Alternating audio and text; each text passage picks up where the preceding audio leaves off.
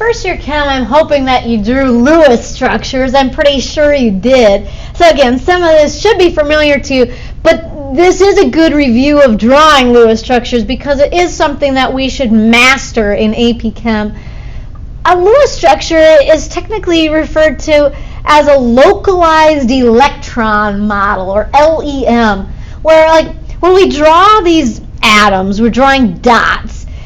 And it's as if the dots are localized to a particular atom. Or sometimes we have like a pairs, sometimes we have single dots.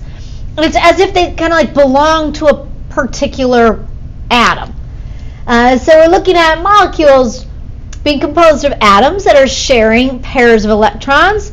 They're using the orbitals to share those electrons. LEM is concerned with lone pairs of electrons and bonding pairs of electrons.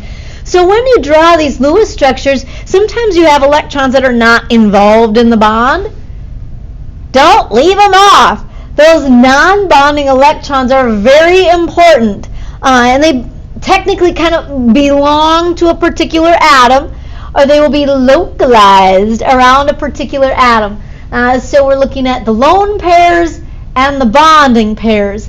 This Lewis dot structure kind of falls into the category of a localized electron model.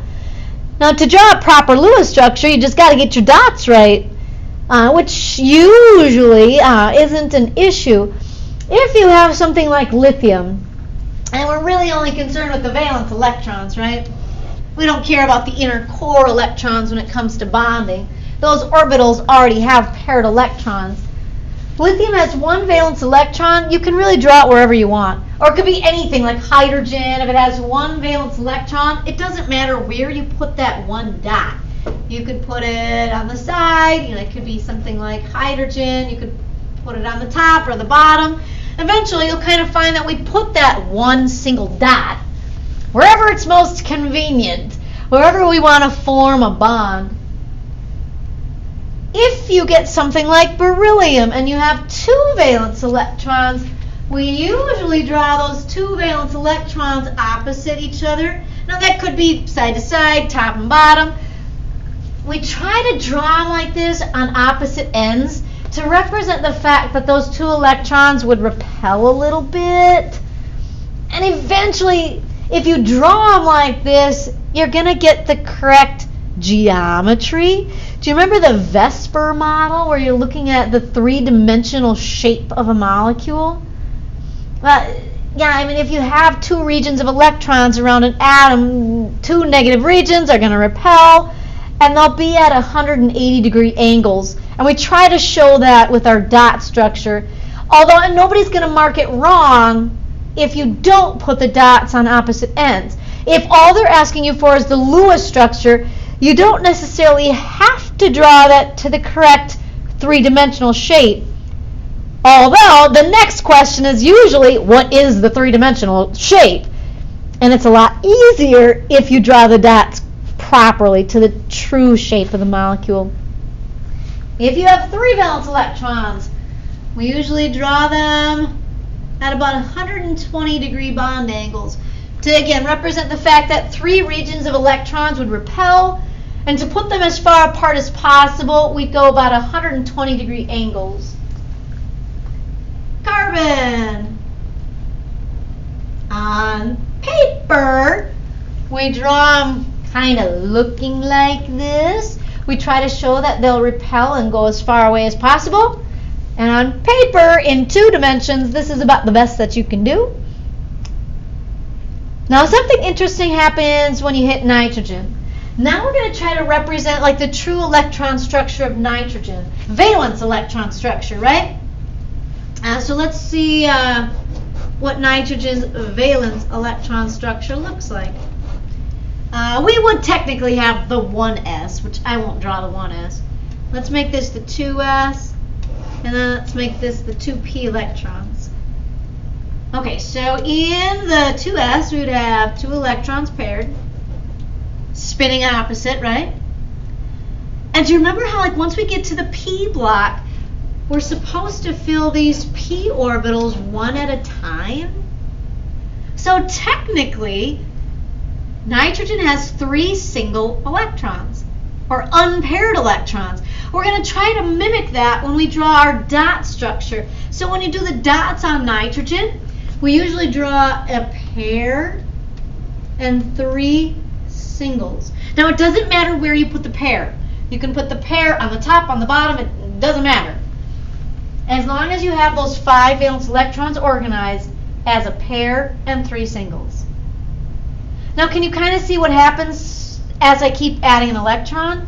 Now let's say I go to oxygen. Oxygen is going to have to pair one of these p electrons. He's got 6 valence. So when we draw his dot structure, we again try to show that. We try to show that there would be 2 pairs and 2 singles. Now again, if you're just asked to draw the dot structure, the Lewis structure, you don't have to draw it to the proper geometry. But the next question is often, what is the geometry? I like to go like this, putting the 2 singles kind of like next to each other, for lack of better term. If you do this, if you go pair, pair, single, single, that's not wrong. I promise I won't mark that wrong. As long as you can get the 3-dimensional shape correct. So we'll get into that 3D stuff in a little bit. To maybe warning with oxygen. And then if you add another electron to fluorine, there's 7 valence electrons. This should be 3 pairs and a single. And again, you don't have to put the single on any particular side. You can put that single wherever you want. And it's kind of dumb that nitrogen or neon is even listed with 8 valence electrons. They're all paired, and neon does not want to make bonds. So you're never going to draw a Lewis structure with neon. Now there are other noble gases that do form bonds. Weird. We'll talk about them in a little bit. But we'll deal with those as they come. But neon, you don't have to worry about neon. So you do remember kind of like single, or doing some simple Lewis structures? Water. We should be able to draw water in our sleep, right? Oxygen goes first. I usually start with, if there's an element where there's only one atom, I usually try to put that guy first. I get his dots correct. 6 valence electrons, 2 pairs and 2 singles. Then I add on the hydrogen. So again, like hydrogen has 1 single, so you kind of rig it. You want the singles to line up so that you can see where they bond, right? So here's the single electron on hydrogen. This one I'll put on the top because I want these guys to line up. I don't have a preference if you want to connect the dots, if you want to put a ring around them, it's fine. Either way is fine. If you drew this, what if you put like the dots on oxygen, top and bottom for the pairs, side by side for the singles? Then you add on your hydrogens, 1, 2. I will not mark that Lewis structure wrong. I promise I won't mark it wrong. But caution. How do I make like a caution face? Yikes. This one, yay. You might remember this from last year. Remember like Vesper theory where you're looking at the 3-dimensional shape? Water is not linear. Water doesn't really look like this where the hydrogen are at 180-degree angles. Water is a bent molecule where it is angular. So if you draw your dots like this guy with the pairs and the singles at like an angle, now you're getting the true 3-dimensional shape. I won't mark that linear one wrong. But then we do have to know that water really is not a linear molecule. If they just ask you, hey, what's the Lewis structure? Both of those get full credit. But if they ask you, what's the shape or the geometry? And you say linear, Now you get that one wrong. And that's something that we're going to look at in one of the next videos too. So if you forget all that fun Lewis structure stuff, don't worry, you're going to love it. Something like NH3. Not so bad. There's only one nitrogen in ammonia. So I'll put the nitrogen in the middle. It doesn't matter where you put the pair. I usually just throw it on the top. And then we got the 3 singles. So these things should work out, I promise. Like, they should work. And then we'll line up the single electron on hydrogen to match the single electrons of nitrogen. Piece of cake, right? Do not leave these lone pairs off. That's very important. So put that pair of dots up there, even though they're not involved in a bond. It proves that nitrogen has an octet. We would say that nitrogen has 6 bonding electrons and 2 non-bonding electrons. Or maybe they would say there are 3 pairs of bonding electrons and 1 pair of non-bonding. Carbon dioxide. Carbon's got his 4 valence electrons, 1, 2, 3, 4. And then again, you kind of learn after a while to rig it. Oxygen has 2 singles, so I'll purposely pair them so they line up with the single electrons on carbon. And then I'll put the pairs on the other spots. And then we'll double bond them, right? And then we'll do kind of the same thing on the other side. We'll purposely line up the singles on oxygen so that they pair up with the singles on carbon. And there's the rest of the oxygen electrons. There we go. Now, after a while, you might get really good at drawing these Lewis structures to the point where you just know that carbon dioxide has double bonded oxygens. If you do this, boop, boop, boop, boop, as long as you put the pairs on oxygen, A+. And again, it technically doesn't matter where you put the pairs. You could put them on the top and the bottom. You know, on the Lewis structure, you could put them on the sides like this. Nobody will mark that Lewis structure wrong. Now, there, of course, is a right way, or a more correct way of drawing the dots, which we'll look at later. For now, if we're just asked to draw a Lewis structure, any of this is fine. You can line up the dots. If you know it's a double bond, you can just draw in a double bond, like 2 slashes right away. You have to show that oxygen has an octet, and in his octet, he should have 2 bonding pairs of electrons and 2 non-bonding pairs. Where you draw the non-bonding pairs does not matter at all. Okay, so a lot of these are really simple, right? Let's look at a couple fun ones. Let's look at these ions first. Check out cyanide. Fun. Cn-1, right? Okay, so I don't really have a central atom, so let's just get the carbon down. We'll start somewhere. Carbon.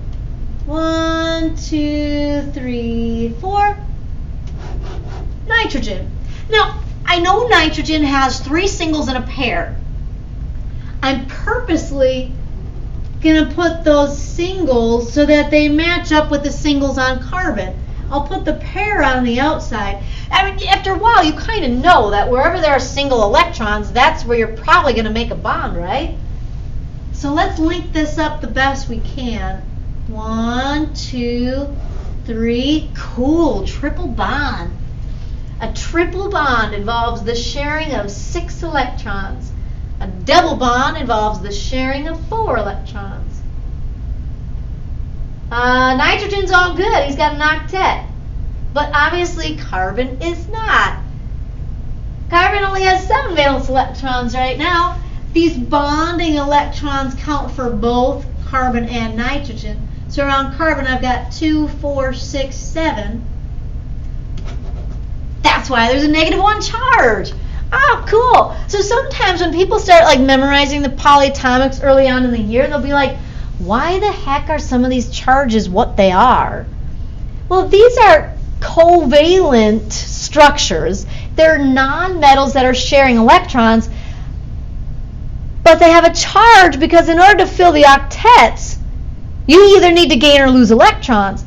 In order to give carbon a full octet, you need to add one more electron. -1 means to add one electron. And guess where he goes? Perfect. I promise these things usually work out pretty slick. Now the other thing that we do with ions, we put brackets around the outside along with the charge. Or you could just say minus, to show that this structure is only possible with the addition of one electron. So that's why cyanide usually bonds with something that wants to give an electron, like maybe potassium. Potassium would like to donate an electron. Well, cyanide needs one in order to fill that octet on carbon. So you put it in brackets, the charge goes on the outside. Now watch what happens with the ammonium ion. Originally, nitrogen kind of looks like this with its 5 valence electrons. And then we add 1 hydrogen. We add 2 hydrogen. We add 3 hydrogen. Oh no, where's the 4th hydrogen gonna go? Oh, now you see where this is going, right? And a +1 charge means to remove 1 electron. Oh, perfect. If I remove one of those electrons on nitrogen, well then you bet I can add another hydrogen. There she is, 4. We put this in brackets with the charge on the outside to show that this structure is only possible if I remove 1 electron. So we'll have a +1 charge, which is again why it needs to bond with something like maybe chlorine, something that would like to gain that 1 electron. So ions aren't terrible, but you do have to take that charge into consideration. Okay, so here's going to be the doozy. Check out carbon monoxide. A lot of people are like, autopilot. This is the easiest thing I've ever done in my life, right? So let's start sketching carbon monoxide. And they're like rule followers. So they want to do the dots. 2, 3, 4. Oxygen. Gosh, this is so easy. 1, 2 singles. And then 2 pairs. Link them up, link them up. Uh-oh. Roadblock. This isn't good. Oxygen's full. Carbon is not. And notice there's no charge. It's not like there's a -2 charge or something. Carbon monoxide is a neutral molecule. But that carbon's not doing too good right now. He's only got 2, 4, 5, 6 valence electrons. He needs 8. Here's where the localized electron model fails. So LEM, sad face. The localized electron model makes it seem as if those electrons belong to a particular atom. And for most of the structures that you've drawn in the past, it works out. The localized electron model is not a bad thing. It works for a lot of molecules, but not all. Here's the problem. When the atoms come together to form this bond, it's almost as if they can share all of their valence electrons. So it's like they come to the party, they throw their valence electrons in a kitty, and we can distribute those electrons however we need to in order to give all atoms a full outer shell. It's not like carbon has to have those 4 and oxygen has to have 6, because that's not going to work in this case. In this localized electron model, that's kind of a good example where it's going to fail, where it looks like carbon needs to have 4 and oxygen needs to have 6, and I'm supposed to just line up the dots, and it doesn't work. So think about it this way. If you ever get stuck, I always try the localized electron model first. I try these dot structures by following all the rules. I draw the dots as I would expect, and I see if I can pair everything up. And often you can. if you hit something like this, where you're like, oh dang, this doesn't work. Now here's what covalent bonding is really all about. We share all the valence electrons. So do this. Add up your valence electrons. Carbon has 4, oxygen has 6. So these are valence electrons. Valence electrons. Add them all up for a total of 10. Valence electrons. So we need to come up with a structure that uses 10 valence electrons, but we have to distribute those 10 so that both atoms get a full shell. Now you can do this with a little trial and error. So sometimes I just say, okay, I don't know, let's just try a single bond. I'll do carbon first. Carbon, oxygen, let's try single. Carbon, oxygen, single. Now if you ever draw a dash, that represents like 2 electrons being shared. And in this structure, everybody needs an octet. So we're just trying this. Trial and error. Cool, that looks nice, right? Single bond, carbon, oxygen, everybody's got a full octet. Count the amount of electrons that you used. That's still a random dot. 2, 4, 6, 8, 10, 12, whoa! 14, that's too many. This structure is not correct. It gives everybody a full octet, but I used too many electrons. Okay, so it's not a single bond. Try double. Carbon, oxygen, double. So this would be 2, 4. A double bond is 4 electrons shared. So each atom needs 4 more. Cool. 2, 4, 6, 8. 2, 4, 6, 8 electrons on both atoms. I used a total of 2, 4, 6, 8, 10, 12. That's not right. It's too many. Okay, so you kind of figure where we're going here, right? Every time you add a double or now a triple, you reduce the total electron count by 2. This is a triple bond. 2, 4, 6. And then it doesn't matter where you draw the dots. You can put them wherever you want. 8. For a total electron count of 10. There it is. This is the right structure of carbon monoxide. It's a triple bond, which is really hard to predict. A lot of people don't predict that if they're just trying to follow the rules of the localized electron model. Which, again, start there. It's a great starting point, and it often works. But if you get stuck, here's your next, I don't know, stomping grounds. Add up the valence electrons from all atoms involved and just try something. Try singles, try doubles, try triples. The correct structure needs to give all atoms an octet, except for little atoms like hydrogen. And you need to use the correct amount of valence electrons. This is a more correct way of thinking about covalent bonding, that we're sharing all 10 valence electrons, however we need to, in order to give both atoms an octet.